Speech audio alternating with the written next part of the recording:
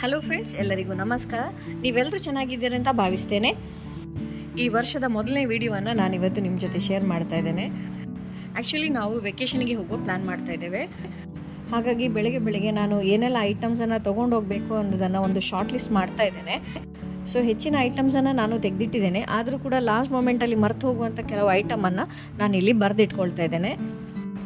ಇದರಿಂದ ನನಗೆ ಪ್ಯಾಕಿಂಗ್ ಮಾಡೋದ್ರಲ್ಲಿ ತುಂಬ ಸುಲಭ ಆಗ್ತದೆ. ಸೊ ಬನ್ನಿ, ಈಗ ನಾನು ಪ್ಯಾಕಿಂಗ್ ಶುರು ಮಾಡ್ತಾ ಇದ್ದೇನೆ. ವೆಕೇಷನ್ ಹೋಗೋದೇನೋ ನಮಗೆ ತುಂಬ ಖುಷಿ ಆಗ್ತದೆ, ಆದರೆ ಈ ಪ್ಯಾಕಿಂಗ್ ಅನ್ನೋದು ಒಂದು ಟಾಸ್ಕ್ ಅಂತಲೇ ಹೇಳ್ಬೋದು. ಯಾಕಂದರೆ 4 ಜನರದ್ದು ಕೂಡ ಪ್ಯಾಕಿಂಗ್ ನಾನು ಒಬ್ಬಳೇ ಮಾಡ್ತೇನೆ. ಸೊ ಯಾರ್ಯಾರಿಗೆ ಏನೆಲ್ಲ ಅಗತ್ಯ ಇದೆ ಅದನ್ನು ನಾನು ಒಂದು ಲಿಸ್ಟ್ ಮಾಡಿ ಇಟ್ಟಿರ್ತೇನೆ. ಮೊದಲಿಗೆ ನಾನಿಲ್ಲಿ ಬೇಕಾದ ಇಂಪಾರ್ಟೆಂಟ್ ಥಿಂಗ್ಸ್ ಅಂತ ಹೇಳಿದರೆ ಕ್ಲೋತ್ಸ್ ಇರ್ಬೋದು, ವಾರ್ಮ್ ಕ್ಲೋತ್ಸ್ ಇರ್ಬೋದು, ಎಲ್ಲವನ್ನು ಇಲ್ಲಿ ತೆಗೆದಿಟ್ಟಿದ್ದೇನೆ. ನಾವು ಪ್ಲ್ಯಾನ್ ಮಾಡಿರೋ ವೆಕೇಷನ್ ಸ್ಪಾಟ್ ಸ್ವಲ್ಪ ಕೂಲ್ ಏರಿಯಾ, ಹಾಗಾಗಿ ಈ ವಾರ್ಮರ್ಸ್ ಇರ್ಬೋದು, ಸ್ವೆಟರ್ ಇರ್ಬೋದು, ಕ್ಯಾಪ್ ಇರ್ಬೋದು, ಎಲ್ಲವನ್ನು ನಾನು ಇಲ್ಲಿ ಪ್ಯಾಕ್ ಮಾಡ್ತಾ ಇದ್ದೇನೆ. ಇನ್ನು ಪ್ಯಾಕಿಂಗ್ಗೆ ನನ್ನ ಹತ್ರ ಯಾವುದೇ ಸೂಟ್ ಕೇಸ್ ಇಲ್ಲದ ಕಾರಣ ನಾನೆಲ್ಲ ಈ ಲಗೇಜ್ ಬ್ಯಾಗ್ಗಳಲ್ಲೇ ಎಲ್ಲ ವಸ್ತುಗಳನ್ನು ಪ್ಯಾಕ್ ಮಾಡ್ಕೊಳ್ತಾ ಇದ್ದೇನೆ. ಹಾಗಾಗಿ ನಾನು ಈ ಒಂದು ಬ್ಯಾಗಲ್ಲಿ ಖಾಲಿ ವಾರ್ಮ್ ಕ್ಲೋತ್ಸನ್ನು ಇಡ್ತಾ ಇದ್ದೇನೆ.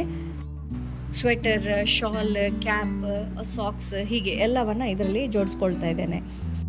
ಇದೇ ಬ್ಯಾಗಲ್ಲಿ ನಾನು ಟಾಲ್ಸ್ ಹಾಗೂ ಟಾಯ್ಲೆಟ್ರೀಸನ್ನು ಕೂಡ ಪ್ಯಾಕ್ ಮಾಡ್ಕೊಳ್ತೇನೆ. ಇದು ನನಗೆ ತುಂಬ ಈಸಿ ಆಕ್ಸೆಸಿಬಲ್ ಅನಿಸ್ತದೆ. ಹಾಗಾಗಿ ಯಾವುದೇ ಕನ್ಫ್ಯೂಷನ್ ಇಲ್ಲದೆ ಒಂದೇ ಬ್ಯಾಗಿಂದ ನಾವು ಐಟಮ್ಸ್ಗಳನ್ನು ತೊಗೊಳ್ಬೋದು. ಇನ್ನು ವೆಕೇಷನ್ ಅಂತ ಹೇಳಿದರೆ ಈ ಸ್ವಿಮ್ವೇರನ್ನು ಮರಿಲಿಕ್ಕಂತೂ ಖಂಡಿತ ಸಾಧ್ಯ ಇಲ್ಲ. ಹಾಗಾಗಿ ಎಲ್ಲರ ಸ್ವಿಮ್ವೇರನ್ನು ಈ ಥರ ನಾನು ಒಂದು ಪೌಚಲ್ಲಿ ಪ್ಯಾಕ್ ಮಾಡಿ ಇಟ್ಕೊಂಡಿದ್ದೇನೆ. ಅದನ್ನು ಕೂಡ ಇದೇ ಬ್ಯಾಗಲ್ಲಿ ಇಟ್ಕೊಳ್ತಾ ಇದ್ದೇನೆ. ಇನ್ನು ಈ ಬ್ಯಾಗ್ ಈಗ ಆಲ್ಮೋಸ್ಟ್ ಪ್ಯಾಕ್ ಆಗಿದೆ. ಇನ್ನೊಂದು ಕೆಲವೊಂದು ಐಟಮ್ಸನ್ನು ನಾನು ಮತ್ತೆ ಇದರಲ್ಲಿ ಜೋಡಿಸ್ಕೊಳ್ತೇನೆ. ಈಗ ಇನ್ನೊಂದು ಇಂಪಾರ್ಟೆಂಟ್ ಥಿಂಗ್ ನಾನು ಪ್ಯಾಕ್ ಮಾಡಲಿಕ್ಕಿರೋದು ಅಂತ ಹೇಳಿದರೆ ಮೆಡಿಸಿನ್ಸ್. ಎಮರ್ಜೆನ್ಸಿಗೆ ಬೇಕಾದಂಥ ಪ್ರತಿಯೊಂದು ಐಟಮನ್ನು ನಾನು ಟೂರ್ ಹೋಗುವಾಗ ತೊಗೊಂಡು ಹೋಗ್ತೇನೆ. ಸೊ ಅದರಲ್ಲಿ ಫೀವರಿಗಿರುವ ಮೆಡಿಸಿನ್ ಇರ್ಬೋದು, ಕಫಿಗಿರ್ಬೋದು, ಅಥವಾ ಫಸ್ಟ್ ಏಡ್ ಕಿಟ್ ಇರ್ಬೋದು, ಎಲ್ಲವನ್ನು ನಾನು ಪ್ಯಾಕ್ ಮಾಡ್ಕೊಳ್ತೇನೆ.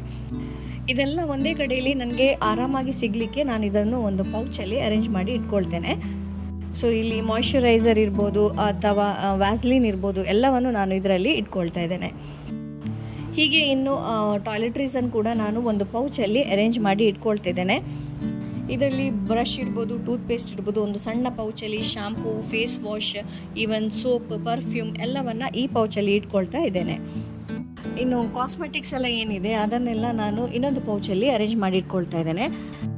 ಜಾಸ್ತಿ ಕಾಸ್ಮೆಟಿಕ್ಸ್ ಏನೋ ನಾನು ತೊಗೊಂಡು ಹೋಗೋದಿಲ್ಲ. ಇದರಲ್ಲಿ ನಾನು ಒಂದು lipstick, Kajal pencil, comb, even compact powder ಹಾಗೂ ಸನ್ಸ್ಕ್ರೀನ್ ಲೋಷನ್ ಇದನ್ನೆಲ್ಲ ಇಟ್ಕೊಳ್ತಾ ಇದ್ದೇನೆ.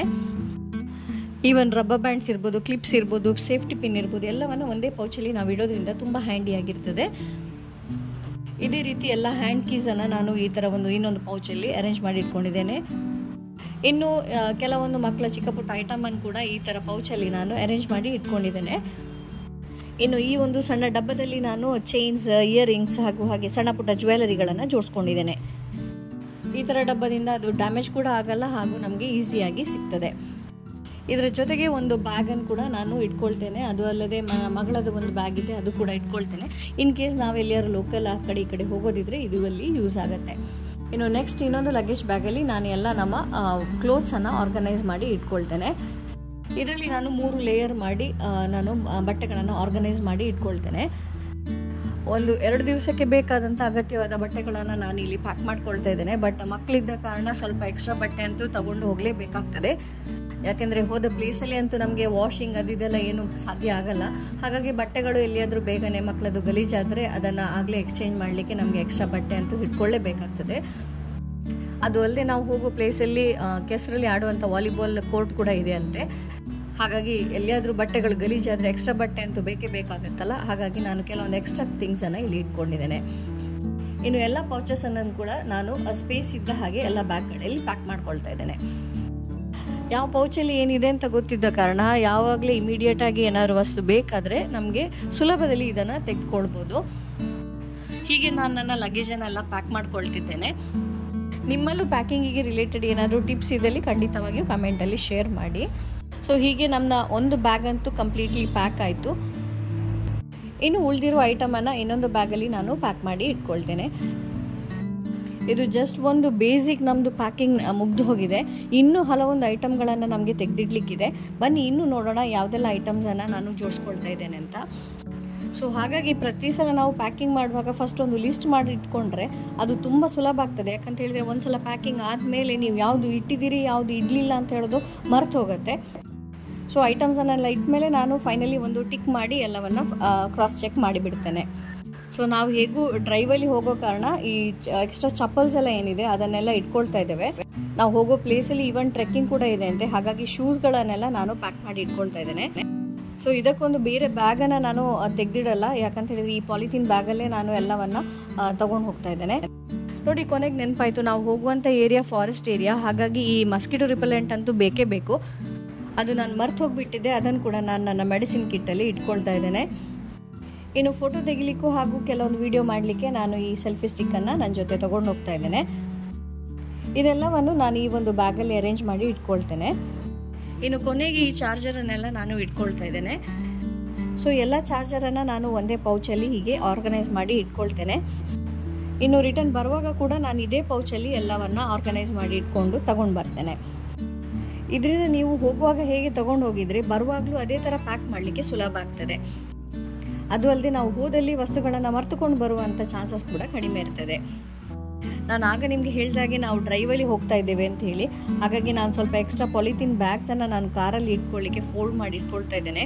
ಯಾಕೆಂದರೆ ನನ್ನ 2 ಮಕ್ಕಳಿಗೂ ಮೋಷನ್ ಸಿಕ್ನೆಸ್ ಇದೆ. ಸೊ ವಾಮಿಟಿಂಗ್ ಫೀಲಿಂಗ್ ಏನಾದರೂ ಇದ್ದಲ್ಲಿ ನಾನು ಯಾವತ್ತೂ ಎಮರ್ಜೆನ್ಸಿ ಅಂತ ಹೇಳಿಬಿಟ್ಟು ಒಂದು ಎಕ್ಸ್ಟ್ರಾ ಪಾಲಿಥೀನ್ ಬ್ಯಾಗ್ಸನ್ನೆಲ್ಲ ಅರೇಂಜ್ ಮಾಡಿ ಕಾರಲ್ಲಿ ಇಟ್ಕೊಂಡೇ ಇರ್ತೇನೆ. ಸೊ ಎಲ್ಲ ಪಾಲಿಥೀನ್ ಬ್ಯಾಗ್ಗಳನ್ನು ಒಟ್ಟಿಗೆ ಈ ಥರ ಫೋಲ್ಡ್ ಮಾಡಿ ಇನ್ನೊಂದು ಪಾಲಿಥೀನ್ ಬ್ಯಾಗಲ್ಲಿ ನಾನು ಪ್ಯಾಕ್ ಮಾಡಿ ಇಟ್ಕೊಳ್ತೇನೆ. ಇದು ಯಾವತ್ತೂ ನನ್ನ ಹ್ಯಾಂಡ್ ಬ್ಯಾಗಲ್ಲೇ ಇರ್ತದೆ. ಇನ್ನು ನಮ್ಮ ಟ್ರಿಪ್ನ ವಿಡಿಯೋವನ್ನು ನಾನು ನಿಮ್ಮ ಜೊತೆ ಮುಂದೆ ಶೇರ್ ಮಾಡ್ತೇನೆ. ನಾವೆಲ್ಲಿಗೆ ಹೋಗ್ತಾ ಇದ್ದೀವಿ, ಅಲ್ಲಿ ಏನು ಮಾಡಿದ್ವಿ ಎಲ್ಲವನ್ನು ನಿಮ್ಮ ಜೊತೆ ಮುಂದಿನ ವೀಡಿಯೋಸಲ್ಲಿ ಶೇರ್ ಮಾಡ್ತೇನೆ. ಇನ್ನು ಕೊನೆಯದಾಗಿ ನಾನು ಇದನ್ನಂತೂ ಖಂಡಿತ ಮರೆಯೋದಿಲ್ಲ, ಯಾವತ್ತೂ ನಾನು ಈ ಥರ ಒಂದು ಎಕ್ಸ್ಟ್ರಾ ಪಾಲಿಥೀನ್ ಕ್ಯಾರಿ ಬ್ಯಾಗನ್ನು ಇಟ್ಕೊಳ್ತೇನೆ. ಸೊ ವೆಕೇಷನಿಂದ ಹಿಂದೆ ಬರುವಾಗ ಯಾವುದು ವಾಷಿಗಿರುವಂಥ ಎಲ್ಲ ಕ್ಲೋತ್ಸನ್ನು ನಾನು ಈ ಪಾಲಿಥೀನ್ ಬ್ಯಾಗಲ್ಲಿ ಹಾಕಿ ಪ್ಯಾಕ್ ಮಾಡಿ ತೊಗೊಂಬರ್ತೇನೆ. ಇನ್ನು ಕೆಲವೊಂದು ಸ್ನ್ಯಾಕ್ಸ್ ಇರ್ಬೋದು, ಅದ್ರ ಜೊತೆ ಒಂದು 2 ಲೀಟರ್ನ ಎಂಟಿ ಕ್ಯಾನನ್ನು ಇಟ್ಕೊಂಡು ಹೋಗ್ತಾ ಇದ್ದೇನೆ. ಟ್ರಾವೆಲಲ್ಲಿ ಎಲ್ಲಿಯಾದರೂ ಎಮರ್ಜೆನ್ಸಿ ನೀರು ಬೇಕು ಅಂತ ಹೇಳಿದರೆ ಇದರಲ್ಲಿ ನಾನು ಫಿಲ್ ಮಾಡಿ ತೊಗೊಂಡು ಹೋಗ್ತೇನೆ. ಹೀಗೆ ಪ್ಯಾಕಿಂಗ್ ಎಲ್ಲ ಆಗಿ ನಾವು ಟ್ರಿಪ್ ಹೋಗಲಿಕ್ಕೆ ರೆಡಿಯಾಗಿದ್ದೇವೆ. ಇನ್ನು ಟ್ರಿಪ್ನ ವ್ಲಾಗನ್ನು ಮುಂದಿನ ವಿಡಿಯೋದಲ್ಲಿ ಶೇರ್ ಮಾಡ್ತೇನೆ. ಅಲ್ಲಿಯವರೆಗೂ ಬಾಯ್.